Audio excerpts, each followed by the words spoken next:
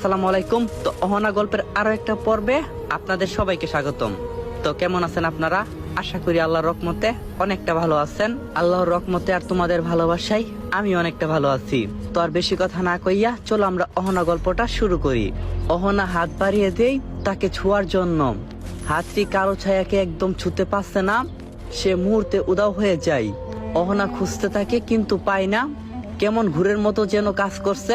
মাটিতে লুটিয়ে পড়ে সে। সকালে অহনার জ্ঞান ফিরতে নিজেকে বাইরের মাটিতে আবিষ্কার করে উঠে গিয়ে তাঁবুতে যায়। দেখলো সবাই গুছগাছ করছে। অহনা জিজ্ঞাসা করলো, কিরে কোথায় যাচ্ছিস সবাই? অহনার কথার উত্তরে টিকু বলে, কিরে তুই কালো জাদু জানিস? আমাদেরকে মেরে দিবি এখানে থাকলে? তাই আমরা চলে যাচ্ছি, থাকবো না আর এক মুহূর্ত এখানে।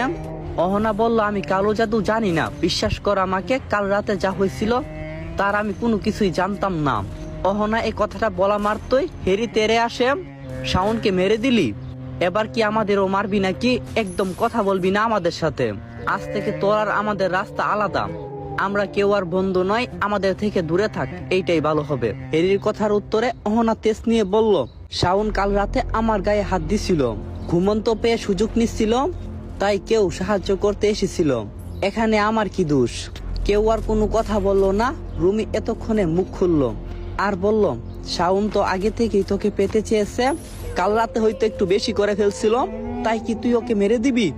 অহনা কাট কাট গলায় বলে, আর কতবার বলবো আমি মারিনি। টিকু বলল, বাবা হুর মেয়ে খুর, শাওনের বাচ্চা মেয়ে দেখলে খেতে চাই। এবার নিজের পানটা দিল। শালা ব্রিটিশের দালাল মেয়ে দেখলে হুশ থাকে না, জানে না মেয়েগুলো ভয়ঙ্কর। টিকু কথা বলতেই সবাই গুছগাছ শেষে রওনা দেই। গাড়ি উঠতেই অহনা আসে। অহনা বলল, আমি রেডি, চলো আমিও যাই তোমাদের সাথে। এখানে সবকিছু অস্বাভাবিক ঘটছে আমার সাথে। হেরি গলা বাড়িয়ে বলে, তোকে নিয়ে মরবো নাকি? কি জানি পরে শিকার কাকে করিস। আমরা গেলাম। সবাই অহনাকে রেখে চলে গেল। অহনা একা একা গাছে বসে পড়ে। ভীষণ কান্না পাচ্ছে। মোবাইলটাকে আছাড় মারে, কাঁদতে থাকে। কিছুক্ষণ পর উঠে মোবাইলটাকে হাতে নেই, এটা ভেবে যে এই মুহূর্তে এটাই সম্বল। এটা হারিয়ে গেলে বাড়িতে যেতে পারবো না। রাস্তাঘাট চিনা নেই আমার। হাঁটতে থাকে আঁকা বাঁকা কাদামাটির রাস্তা ধরে। পাশে ঝর্ণা দেখতে পাই, জলপ্রপাত দেখতে আনন্দ পাই। ঝর্ণার পানিতে গা ডুবিয়ে দেই। কিছুক্ষণ পর শান্ত হয়ে পোশাক পরিবর্তন করে নেই। রাস্তার পাশে অসংখ্য ছোট ছোট দোকান, সেখান থেকে কিছুটা গুড় পিঠা নেই। বাহারি কয়েক প্রকার পিঠা খেয়ে আবারও হাঁটতে শুরু করে। কোথায় যাবে তা যেন তার জানা নেই। এক পর্যায়ে রাস্তার ধারে বসে পড়ে। হঠাৎ মনে পড়ে বন্ধুদের কথা। তাকে নিয়ে যায়নি বলে কালো ছায়াটি আবার যদি তাদের কোনো ক্ষতি করে, যদি রেগে যায় তাদের উপর। সত্যি সত্যি তাই হলো। সাথে সাথে অহনার ফোনে একটা কল আসে। হ্যালো হ্যালো অহনা, শুনছিস?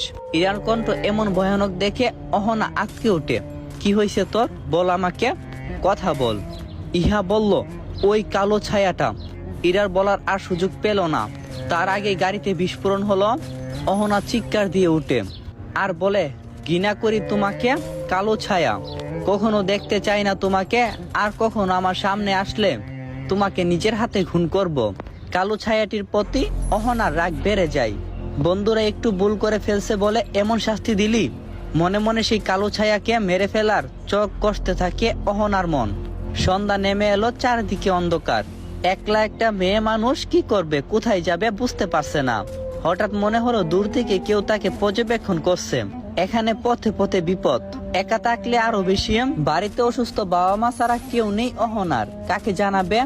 কি করে বা বাড়িতে যাবে? আস্তে আস্তে গাছের আড়াল থেকে বের হয়ে এলো 5 জন যুবক। পরক দৃষ্টিতে বরণ করে নেই অহনাকে।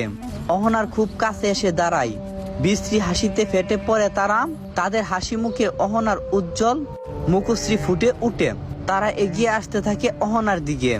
অহনা ভয়ে জড়সড় হয়ে পিছনে পিছতে তাকে, যতক্ষণ না পিঠ থেকে যায় কোথাও।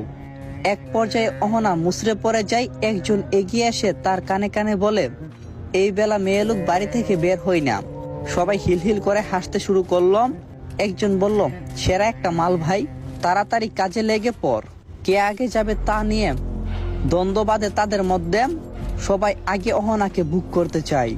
শেষমেশ তারা সিদ্ধান্ত নেই টস করবে। যেখানে যার নাম আসবে সেই আগে যাবে।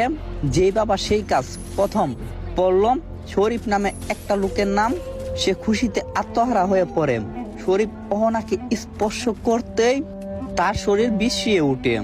একের পর এক ছোঁয়া তার শরীরের বেদনায় জন্ম দিচ্ছে, কিন্তু কালো ছায়া আসছে না, কারণ একটু আগেই অহনা মানা করছে সামনে যেন না আসে। সে কি করবে? শরীফের কামনা দৃষ্টি দেখে অন্যরা হামলে পড়ে, কারণ তারা আর নিজেদেরকে বেশিক্ষণ আটকে রাখতে পারলো না।